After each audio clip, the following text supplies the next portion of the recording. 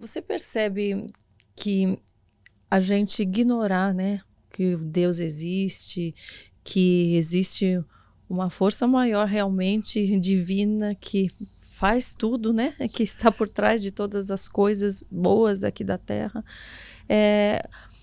Isso tem se fortalecido ao longo dos anos, as pessoas quererem colocá-lo de lado para terem menos preocupações, para viverem suas próprias vontades, ou é algo que biblicamente a gente vê que sempre existiu, que hoje a gente só está conseguindo visualizar mais porque a gente tem acesso a outras vidas através das redes sociais, né?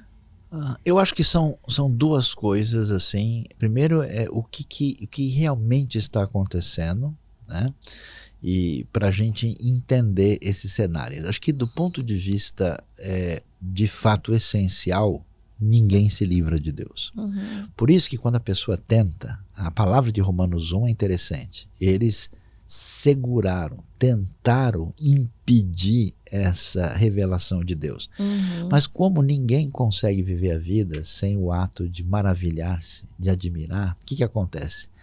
Esse potencial que a gente tem dentro de nós, que se volta para a adoração, se o sujeito não lançá-lo em Deus, ele vai ter que buscar um substituto.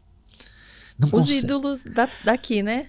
Então, mas Também, por exemplo, né? também os ídolos, mas o ídolo ele representa alguma coisa mais forte. Mas, por exemplo, a pessoa diz que Deus não existe. Quando ele chega diante do pôr do sol, quando ele chega diante da lua, em cima da lagoa, com aquele reflexo prateado, a pessoa tem um enlevo de espírito e ele diz, nossa, entende? Essa questão diante da realidade transcendente que apela ao nosso coração, ela nos remete a Deus. Uhum. Como a pessoa, por razões particulares, quer negar isso, ele não consegue e aí ele vai jogar em outro lugar. Por isso que as pessoas...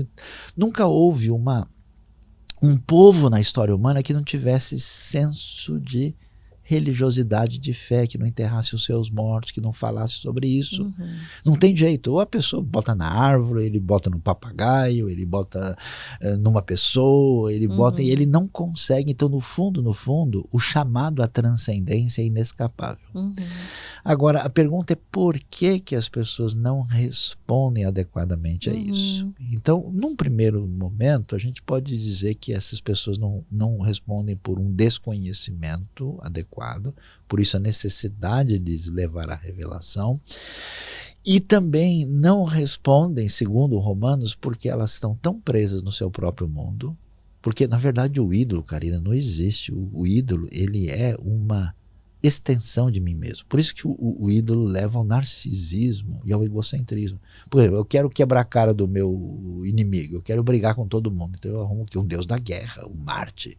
Ele vai ser. Eu quero cair na gandá e aprontar de tudo. O que eu faço? Arrumo um deus que legitime isso. Sim.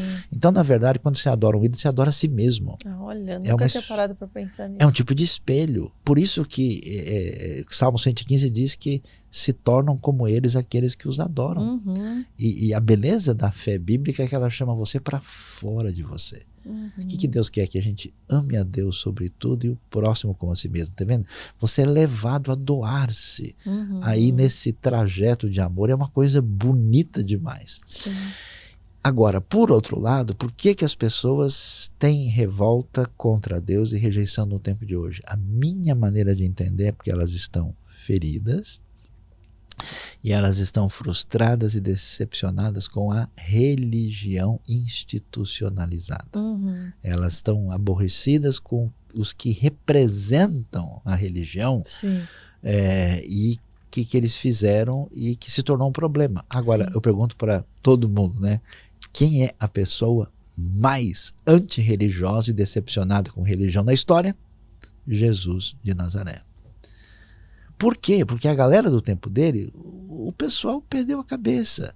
Eles estavam meio nos esquemas lá com os romanos, eles já faziam aquilo tudo por ritualismo e legalismo, eles faziam as coisas explorando as pessoas, e Jesus chega para esse pessoal e fala, olha, vocês são raça de víboras, vocês estão devorando a casa da viúva. Então, quer dizer, Se você tem revolta contra a religião, saiba que você tem uma ponte muito grande contra Jesus. Mas Jesus não fez isso só para ficar nervoso. Ele fez como reprovação do mal e para nos dizer que existe um caminho diferente. Sim. E aí eu acho que existe um ateísmo adoecido. Por que o ateísmo cresceu tanto na Europa? Por quê? Por causa das guerras. Ah, sim. Por causa das guerras religiosas. Porque você vai ver, por exemplo, elementos dentro da estrutura religiosa apoiar o nazismo.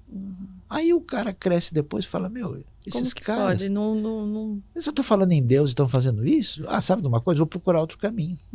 Mas só que não dá para viver assim. Aí a pessoa, depois de um tempo, né, ele começa a olhar numa outra direção. Né? E o que é legal é que, olha, eu vou dizer um negócio bem forte para você. Nunca tantas pessoas vieram a conhecer Jesus do que nos últimos 30 anos. A gente tem uma conversa meio negativa, mas aqui o negócio é positivamente. Eu tive num encontro na Tailândia, alguns anos atrás, e eu nunca imaginei aquilo que eu pude ver lá. Lugares onde nunca o evangelho entrou. Mas assim, milhares de pessoas no Oriente Médio, na Ásia e na África têm recebido o evangelho. E olha, nunca a Igreja de Cristo conseguiu fazer isso. Nossa. Eu vi gente do Nepal, da Mongólia, da própria Tailândia, de países que eu não posso nem mencionar o nome aqui. Gente, tinha um cara atrás de mim, ele veio do norte da África. Um cara enorme, com roupa típica. Ele começou a orar, ora era francês, ora era árabe, ora nem sei que língua era. E eu vi esse cara chorando, adorando a Deus. Eu explodi na hora ali. E eu falei, quando que eu poderia imaginar um negócio desse? Né? Vê a Coreia do Sul, em 4 décadas se tornou um país, talvez o país mais missionário do mundo. É doideira. Ninguém segura o poder de Deus. Então o Espírito sopra onde quer. E aí vai acontecendo as coisas e a grande colheita das nações que o Espírito de Deus está fazendo, começando fortemente no próprio ambiente do povo judeu, depois do surgimento de Israel, e com as nações de uma maneira que nunca aconteceu. Então a gente, às vezes eu fico meio chateado, sabe? Porque o povo que gosta de notícia ruim. Não é possível uma coisa dessa. Você entende que isso é pela intensidade da busca desses povos, que elas têm recebido mais dessa unção e da presença? Porque muitas vezes algumas pessoas estão dentro da igreja e se acomodam e não buscam, e no secreto não estão ali. Então, por isso também não entendem nem a própria mensagem que é dada ali na frente, né?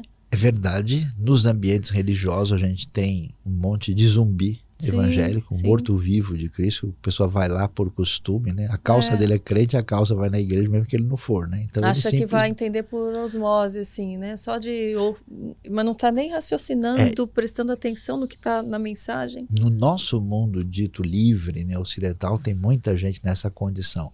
Mas eu acho que são 3 coisas, na minha opinião. Primeiro, que há uma ação de Deus libertando a esfera espiritual na direção desses povos. E talvez isso tenha a ver com oração do povo de Deus, com coisas aí que tem a ver com o momento também do agir de Deus. A segunda coisa, que é de fato o agir extraordinário. Eu tenho tanta história, Karina, de gente que se converteu num sonho. A pessoa não sabe de nada. Ele teve um sonho lá no interior do país dele, e no sonho ele recebe uma orientação, ele vai atrás e conhece o evangelho. Quer dizer, quem que segura um negócio desse? É um agir do Espírito de Deus. E o terceiro, você tem razão. Eu estava num país islâmico há um tempo atrás. E aí a gente estava lá e tinha um rapaz lá que tinha aprendido português, era assessor do guia que estava com a gente. E aí eu fiz algumas reflexões bíblicas e chegou uma hora que eu pedi ajuda para ele e eu fiquei sozinho com ele num canto.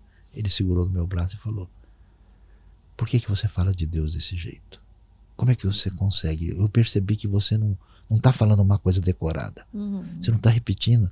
Você falou uma coisa que eu senti que veio de dentro. Como você conseguiu isso? Eu não sabia o que responder pro cara. Eu estava sozinho com ele e falei: Sabe o profeta Issa, o profeta Jesus? Então ele é muito mais do que a gente imagina. Ele mexeu comigo, mudou minha vida. Aí eu tive uma vontade assim de conhecer. E você sabe que a gente respeita todas as tradições, respeita o evangelho, então você precisa conhecer mais esse Issa. E você sabe que muita gente em nome de Cristo fez guerra, matou gente, vocês sofreram com isso. Se eu pudesse, eu me ajoelharia aqui e pediria perdão por tudo que foi feito. E o cara me abraçou e a gente chorou junto, escondido, num lugar desse. O que isso revela? A sede dessa pessoa, a fome que o indivíduo tem. E eu tenho visto pessoas, nos aeroportos do mundo, eu tenho visto peregrinos. Você vê o desejo de achar fonte de água para a vida. E aí sim, e essas pessoas, Deus, pelo seu Espírito, vai, mexe e faz muda coisas tudo. E é muito especial. Por quê, né? Eu brinco que viver na dimensão da fé cristã é igual surfar, né? A gente só tem que equilibrar na prancha porque a força vem da onda do Espírito. E o Espírito está agindo e Deus está fazendo coisas impressionantes. Sim. Você acha que quanto mais cedo a gente entende tudo isso e tem esse encontro, se torna mais fácil o processo de santificação? Ou é mais difícil? Eu acho que Deus é criativo. E acho que ele faz coisas diferentes com pessoas diferentes. Eu conheço gente, por exemplo, que teve um impacto desse, teve um crescimento, manteve ali uma certa estabilidade e, de fato, caminhou nessa. Porque santificação não é a gente, eu brinco, né? Deus quer que a gente seja diferente e alguns preferem ser esquisitos, né? E então, quer dizer, ser cristão não é ter um monte de maneirismo, né? Um dia o cara falou assim, você é cristão? Eu falei, sou. Mas você bebe café? Eu falei, então não é, porque o cristão que é cristão mesmo, nem café não bebe. Eu falei, esse cara, não é que ele ouviu isso. Eu não vi isso. Tem alguma parte que fala disso aqui? Eu não vi também, não vi. Então, mas é uma coisa totalmente desequilibrada. Ser santificado é ser mais parecido com Jesus. Sim, esse é o foco. Temos de caráter, de forma de agir. Misericórdia, de graça. Os frutos mesmo, do Espírito, né? Aí a gente vai nessa direção e eu conheço gente que, de repente, a coisa é vapt-vupt. A pessoa teve e você vê aquela história. Tem gente que vai devagar, tem gente que vai meio assim e, de repente, leva lá uma paulada na vida, aí a pessoa desperta. Então, assim, acho que a gente tem Pedros, né, que vai lá, fala que jamais vai fazer não sei o quê, na hora H nega, depois vai lá e é restaurado. Tem João, né, que também quer descer fogo do céu para queimar samaritano, fazer churrasco dos inimigos e depois ele se torna um apóstolo do amor, né? Então as jornadas do Senhor são extraordinárias. E é bom, né? Porque aí a gente nunca escapa da surpresa. Deus age de maneira diferente. E é bom porque a gente também não precisa colocar estereótipo nos outros, né? Que a gente fala, não, a pessoa, se ele não for desse jeito assim, calma. O Senhor está lidando com a pessoa. Você só vai até um certo ponto. Dentro do coração da pessoa, ninguém entra. A não ser o Espírito de Deus.